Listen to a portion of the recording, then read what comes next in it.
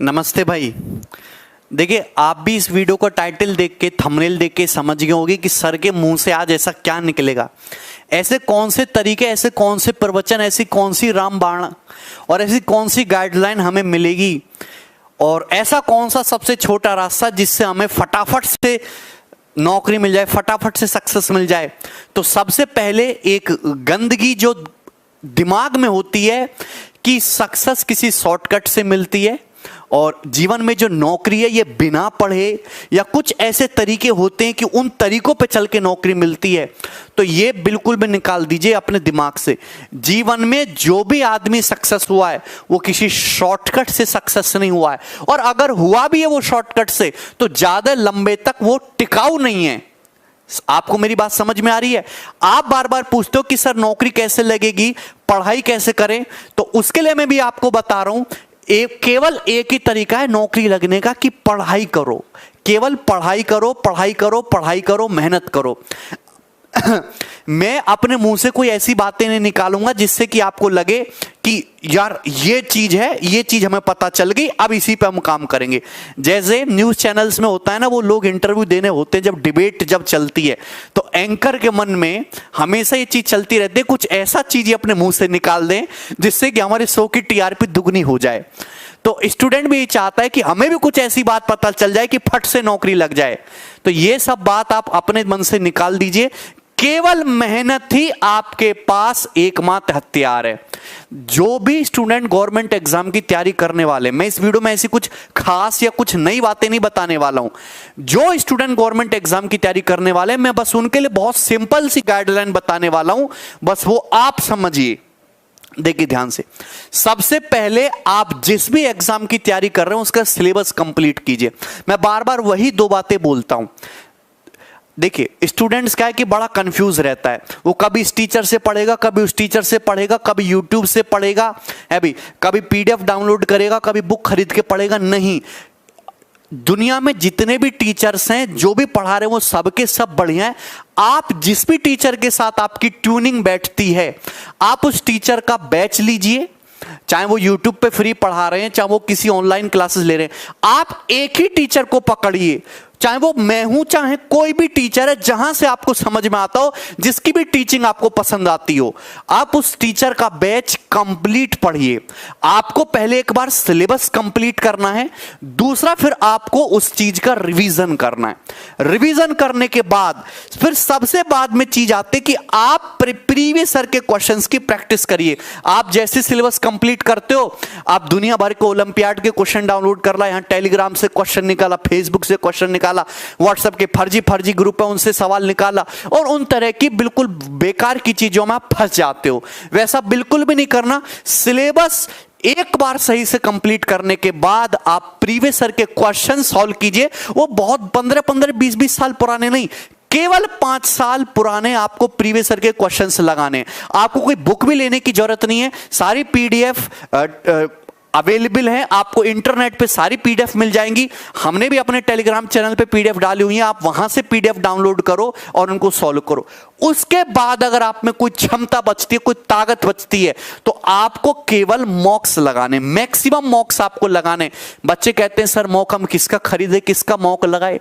देखिए, जो मॉक कहीं का भी लगाओ, किसी भी ऑर्गेनाइजेशन का मॉक लगाओ, सब में सेम सवाल होते हैं।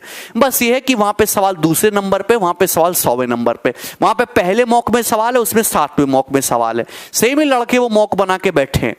तो आप मॉक लगाइए, सबसे ज्यादा मैक्सिमम कम से कम 40-40, 50-50 मॉक्स आपको लगाना है। ये 3 स्टेप जो बच्चा करेगा उसी का जीवन में कुछ होगा, और जो बच्चे इधर उधर भटकते रहते हैं उनका कुछ भी नहीं होने वाला। ठीक भाई? दूसरी बात कि बुक्स और पीडीएफ, बहुत सारे बच्चों को शौक होता है भंडारा लगाने का ना, कलेक्शन इकट्ठा करने का। यूट्यूब में फोल्डर बनाते हैं अलग अलग टीचर्स के नाम से, ये इनकी पीडीएफ है, ये इनकी पीडीएफ है, ये इनकी पीडीएफ है। वोकैबुलरी की अलग पीडीएफ बनाते हैं, बुक्स की अलग पीडीएफ बनाते हैं, सवाल की अलग पीडीएफ बनाते रहते हैं। तो उससे बस केवल ग्रंथ इकट्ठा होता है, आप उनको कभी सॉल्व करके नहीं देखते। उस बच्चे का जीवन में कभी कुछ नहीं होगा जो बस पीडीएफ का भंडारा लगाता रहेगा। आप जो भी पीडीएफ कलेक्ट करते हैं, जो भी बुक्स आपके पास हैं, आप उसको कंप्लीटली सॉल्व करो, उसको कंप्लीटली सॉल्व करो, अपनी बात पे अड़िग रहो, स्थिर रहो, आपको हिलना नहीं है। पूरे पूरे कमरे को लाइब्रेरी बना देते हैं, प्रीवियस ईयर की 8-8 पब्लिकेशन की बुक खरीद रखी हैं। भैया क्यों कर रहे हो? सारी पब्लिकेशन में वही सवाल दे रखे हैं, बस नंबर ही तो इधर उधर हो रखा है। तो आप जो भी बुक्स हैं आपके पास जो भी पीडीएफ है, उसको कंप्लीट सॉल्व करो। हाँ, लेकिन पहचान आपको रखनी कि कौन से आपके एग्जाम के लिए रेलेवेंट है, कौन सी काम की चीज है और कौन सी खराब चीज है। आप समझदार हो, सब अपना अच्छा बुरा जानते हो, आपको कम पढ़ना है। देखो, बहुत ज्यादा पढ़ने से सरकारी नौकरी नहीं लगती, कम और सटीक पढ़ने से सरकारी नौकरी लगनी है। और कम और सटीक पढ़ाई की पहचान आप खुद से खुद ही करोगे। हम भूल जाते हैं, देखो ये तो समस्या है। अब उसके लिए च्यवनप्राश वगैरह खाओ और क्या ही कर सकते हो। बाबा जी की भभूत खाइए, बंगाली बाबा का चूर्ण आता है, और गाय का दूध पीजिए, बकरी का दूध पीजिए। तो इनसे जो है अब भूलने, यार हम भूल जाते। अरे किसी चीज को 40 बार पढ़ लो, आप किसी चीज को 40 बार पढ़ लो, आप कैसे भूल जाओगे मुझे बताना। एक बार 40 बार पढ़ लो। कोई स्टूडेंट, देखो सबका माइंड का सेट अलग अलग होता है। कोई स्टूडेंट एक बार में देख के उसको चीज समझ आती है, किसी को 5 बार पढ़ना पड़ता है, तो तुम उसको 40 बार पढ़ो ना, क्या फर्क पड़ता है। कोई 2 घंटे में उतनी पढ़ाई कर रहा है, तुम 20 घंटे में कर रहे हो, तो तुम 24 घंटे पढ़ो, पढ़ते रहो, पढ़ पढ़ के पगला जाओ। ठीक है भाई, चल। दूसरी बात, अपनी कैलकुलेशन स्पीड पे बहुत काम करना है। आज की जनरेशन की सबसे बड़ी समस्या बता रहा हूं, कैलकुलेशन। ये जो अंग्रेजी मीडियम जितने भी स्कूल खुल गए ना, बीडीएम, रियान इंटरनेशनल स्कूल, ये डीएवी वगैरह जो भी हैं, इनमें बस गाने बजाने, नौटंकी, डांस ही सिखाया जा रहा है, पहाड़े याद नहीं कराए जा रहे। तो आपको अपनी बेसिक कैलकुलेशन, जोड़ घटाना गुणा भाग, जितना आप मेंटली करोगे उतना ही आपके लिए फायदेमंद होगा। तो अपनी मेंटल कैलकुलेशन को स्ट्रांग करो। ठीक है, आप कम से भी कम आधा घंटा अपनी कैलकुलेशन के लिए डेली दीजिए। देखिए, 2 चीज होते हैं, गणित में कैलकुलेशन और इंग्लिश में वोकैबुलरी। तो वोकैबुलरी के लिए चाहे तो आप न्यूज़पेपर पढ़ सकते हैं या फिर इंटरनेट पर कोई आर्टिकल पढ़ सकते हैं। वोकैबुलरी बहुत ज्यादा रट्टा मारने से भी स्ट्रांग नहीं होगी। वोकैबुलरी हमेशा आर्टिकल पढ़ने से या रीडिंग करने से ही स्ट्रांग होती है। तो वोकैबुलरी के लिए आपको डेली रीडिंग करनी है आधे घंटा, और कैलकुलेशन के लिए आपको आधे घंटा टाइम मिलकर निकाल के कैलकुलेशन करनी है। जस्ट रैंडम कुछ भी पिक कीजिए, सब्ट्रैक्शन, एडिशन, मल्टीप्लिकेशन, और इसको माइंड में या मिनिमम स्टेप में पेन पेपर पे करने की कोशिश करो। तो आपको खुद से ही करना है। दूसरी बात कि आप YouTube पे ट्रिक देख के गुणा करने की ट्रिक, जोड़ने की ट्रिक, उन ट्रिक से आप कैलकुलेशन स्ट्रांग नहीं कर सकते। वो बहुत ज्यादा लॉन्ग टर्म वाली चीज नहीं है। आप डेली आधा घंटा प्रैक्टिस करके कैलकुलेशन स्ट्रांग कर सकते हो। डेली आधा घंटा मॉर्निंग में रीडिंग करके अपनी वोकैबुलरी को स्ट्रांग कर सकते हो। देखिए, दूसरी बात, अगर मैं लास्ट 10 डेज की स्ट्रेटजी की बात कहूं, आप बहुत सारे एग्जाम होने वाले हैं। सीएचएसएल का पेपर होना है, सीजीएल मेंस होना है भाई, सीपीओ होना है, सीडीएस होना है, ये 4 एग्जाम, आरआरबी एनटीपीसी होना है, 5-6 एग्जाम तो लाइन से अगले 3 महीनों में। तो ये जो समय होता है ना एग्जाम से महीने भर पहले का, 10-12 दिन पहले का, ये बच्चे के लिए बहुत स्ट्रेस वाला होता है। इसमें केवल आपको प्रैक्टिस करनी है, माहौल भी बहुत ज्यादा आपका सही नहीं है, हेल्दी माहौल इन्वायरमेंट में नहीं है। लोगों से कम बातचीत करो, रिश्तेदारों से उन्हीं एलिमेंट से रिश्ता रखो जो आपको पॉजिटिव वे में मोटिवेट करते हैं। निगेटिव व्यक्तियों से आपको दूर रहना है। और लास्ट के 10 डेज में केवल आपको रिवीजन प्लस मॉक टेस्ट करना है। कुछ भी नया पढ़ने की कोशिश ना करें, केवल revision plus mock test. Current affair कैसे करें, मैं पहले आपको बता चुका हूं कि करंट अफेयर और वोकैबुलरी मॉर्निंग में आधे घंटे का समय बांध लीजिए। और कितनी बार बताएं, कैलकुलेशन के लिए भी दिन में आधे घंटे का एक स्लॉट बांध लीजिए। ठीक दोस्त? Yes. Attempt maximum question attempt करने का क्या मतलब है कि जब भी आप मॉक टेस्ट देते हैं तो कोशिश ज्यादा से ज्यादा करिए। आप अगर ये सोचो कि 100 क्वेश्चन एग्जाम में आ रहे हैं कि मैं 55 क्वेश्चन सॉल्व अटेम्प्ट करके और सही अटेम्प्ट करके मैं नौकरी ले लूंगा, आज के जमाने में वो होने वाला नहीं है। आज का समय ऐसा है कि 80 नंबर से कम अटेम्प्ट में तो आपको कुछ होगा ही नहीं। ठीक है, वो क्वेश्चन एग्जाम के लेवल पे भी डिपेंड करता है। तो आप कोशिश ये करें कि पेपर में मैक्सिमम से मैक्सिमम क्वेश्चन अटेम्प्ट करके आएं। दूसरी बात कि आपके पढ़ने की स्पीड बहुत ज्यादा तेज हो। बहुत सारे बच्चों की समस्या होती है कि सर हमें आता तो बहुत कुछ था लेकिन हम पूरा पेपर पढ़ ही नहीं पाए। पूरा पेपर क्यों नहीं पढ़ पाए? क्योंकि आपकी स्पीड नहीं थी, आपने मॉक टेस्ट नहीं लगाए, आपने रिवीजन नहीं करा, आपने एक सवाल पे ज्यादा टाइम वेस्ट कर दिया। तो आपको पेपर कंप्लीट थॉरोली गो करना है एक बार और मैक्सिमम क्वेश्चंस अटेम्प्ट करने वाले हैं। मतलब आपको 80 क्वेश्चंस तो पेपर में मिनिमम अटेम्प्ट करना ही करना है, चाहे प्री का पेपर हो चाहे मेंस का पेपर हो, तब जाके फाइनल मेरिट में कुछ नाम बनेगा। ठीक दोस्त? अच्छा, जैसे सब ऑब्जेक्टिव टाइप पेपर होते हैं, आपके पास एक क्वेश्चन है उसमें 4 ऑप्शन है। आपको अगर ये लगता है कि ये दो ऑप्शन आंसर नहीं हो सकते और आपको 2 ऑप्शन में डाउट है, तो आप तुक्का मार दो, रिस्क लेके जय माता दी करके तुक्का मार दीजिए। आपको नंबर ऑफ क्वेश्चंस का अटेम्प्ट ज्यादा रखना ही रखना है। अगर आप ऑप्शन एलिमिनेट कर सकते हो और आपको 50-50 भी चांसेस लग रहा है तो तुक्का मार दीजिए।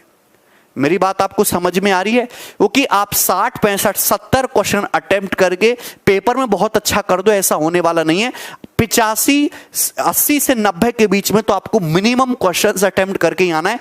आप मॉक टेस्ट देते हो तो कायदे से कोशिश ये करो कि मॉक टेस्ट में भी मोर देन 80 क्वेश्चंस आप अटेम्प्ट कर पाए ओवरऑल आपको मिला के, तभी जीवन में कुछ हो पाएगा। ठीक है? दूसरी बात कि अभी गवर्नमेंट की गाइडलाइन आई है कि जब आप एग्जाम देने जाओगे तो आपको मास्क पहन के जाना है, सैनिटाइजर लेके जाना है और वहां पे थोड़ी सोशल डिस्टेंसिंग रहेगी। बहुत सारे स्टूडेंट ऐसे जिन्हें मास्क लगाने की कोई आदत नहीं है और उन्होंने लगाया भी नहीं है, वो 6 महीने से अपने घर में ही है। तो आप कोशिश ये करो कि जब आप दिन में पढ़ाई करो तो 24 घंटे में से 1 घंटा आप मास्क लगा के पढ़ाई करो। मास्क लगाना कोई आसान काम नहीं है। मैं बाहर जाता हूं मास्क लगा के, तो मास्क लगाने में घुटन होती है। बड़े बड़े भयंकर और स्टाइलिश मास्क भी आते हैं, ऐसे आते जो आपको कोरोना से तो बाद में बचाएगा, पहले तुम्हें सांस से मार देगा, ऑक्सीजन की कमी से मार देगा। तो आप कोशिश ये करो कि जो मास्क हो वो ऐसा हो, 3 लेयर्ड मास्क होना चाहिए कि आप इतनी हैबिट मास्क की लगा लें कि जब आप एग्जाम हॉल में 1 घंटा जब आप मास्क लगा के पेपर सॉल्व करेंगे तो आपको किसी प्रकार की घुटन ना हो या किसी प्रकार की आपको उससे एलर्जी ना हो, आपको गुस्सा ना आए, आपको इरिटेशन ना हो। तो 24 घंटे में से आप 1 घंटा कंटिन्यूअस मास्क लगा के रीडिंग करें या एक मॉक टेस्ट मास्क लगा के सॉल्व करें, क्योंकि वहां पे ये चीजें आपको इरिटेट कर सकती है। ठीक है? कोई दिक्कत इसमें? दूसरी बात, आप फिक्स योर स्टडी टाइम। देखिए, स्टडी टाइम तो आपको फिक्स करना ही है। जो भी स्टूडेंट है वो कम से कम 8 घंटे की नींद जरूर ले।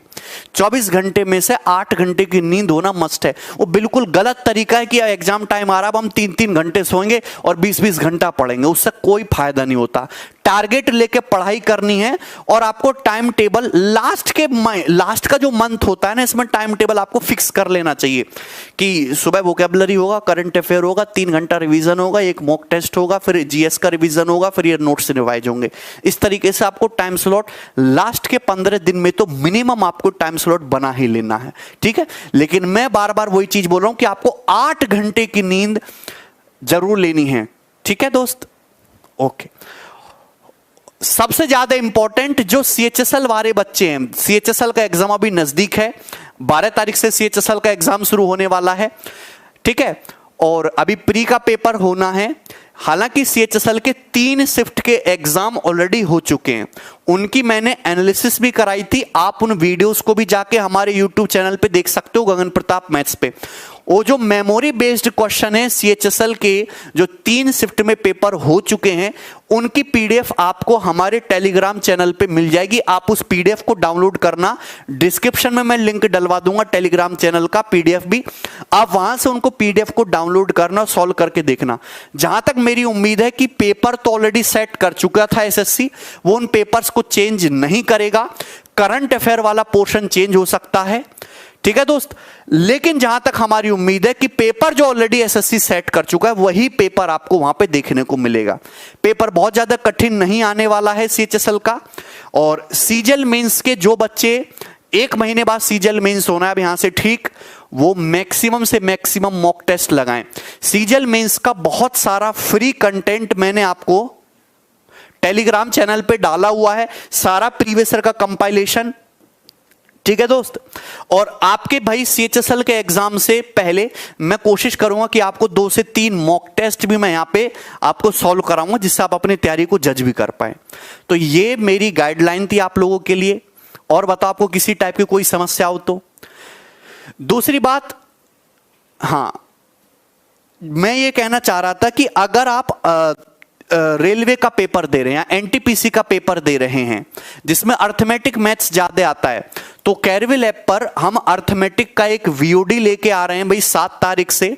अर्थमेटिक स्पेशल वीओडी, ये रिकॉर्डेड सेशन है। कैरविल ऐप पर मैंने जितनी भी लाइव क्लासेस आपको पढ़ाई हैं उन सब की रिकॉर्डिंग्स मैं आपको एक साथ दे दूंगा, ठीक। आपके पास सारे चैप्टर एक साथ अवेलेबल हो जाएंगे, तो आप उनको जल्दी जल्दी अपने हिसाब से पढ़ सकते हो। आपको लाइव क्लासेस में डेली आने की जरूरत नहीं है, सारा कंटेंट आपको एक ही जगह मिल जाएगा। तो ये बैच स्टार्ट हो जाएगा 7 तारीख से, ठीक है दोस्त, 7 अक्टूबर से। और दूसरा कि मेंस का पेपर जो 1 महीने बाद होने वाला है, मैंने मेंस का बैच अब से 3 महीने पहले खत्म कर दिया है, जिसमें मैंने 3500 से ज्यादा टॉप क्वालिटी क्वेश्चन सॉल्व कराए स्टूडेंट्स के लिए। तो एक बार फिर से इस बैच की सारी क्लासेस, जितनी भी रिकॉर्डेड सेशंस है, वो मैं आपको उसके भी रिकॉर्डेड सेशन हम कैरविल ऐप पर एक बार फिर से अवेलेबल करवा रहे हैं। और ये जो बैच है ये 5 अक्टूबर से शाम 7 बजे से इसकी क्लासेस आपको कैरविल ऐप पर अवेलेबल हो जाएंगी। तो दोनों ही चीजें हैं, मेंस वाले बच्चों के लिए भी और अर्थमेटिक स्पेशल वो 7 अक्टूबर से। ये रिकॉर्डेड सेशन है और हमने खासकर स्टूडेंट के